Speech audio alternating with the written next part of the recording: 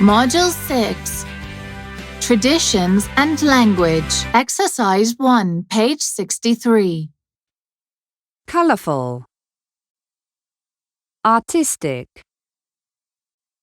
serious, disgusting, unusual, exciting, weird. Exercise 2, page 63. A. An annual festival that begins on the first new moon in late January or early February. This festival is fun for everyone, with firecrackers, lion dances and street parades. Young children receive envelopes containing money, and friends and family meet to enjoy special dishes, which include long noodles, a food that brings good luck. B. Looking for fun? Come to the land down under to enjoy the sun, the sand and the sea.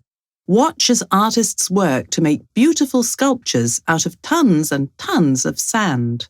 The festival lasts for 3 months, so come for a weekend, or come for the whole summer. C. Messy, but very good fun. This festival takes place every year on the last Wednesday of August. Tourists and locals alike take to the streets where for 1 hour they take part in a strange fight with tons of tomatoes.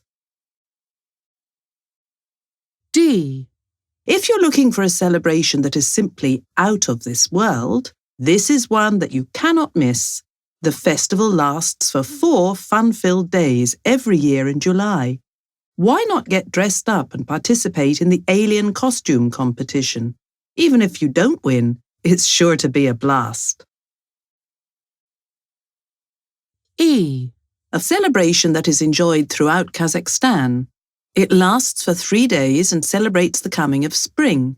People clean their houses, decorate with flowers, and spend time with family and friends. F. A festival that can be enjoyed by both Native Americans and non-Native Americans. People come together to sing, dance, and honor Native American culture. During the festival, there is usually a competition where the prize goes to the best dancers.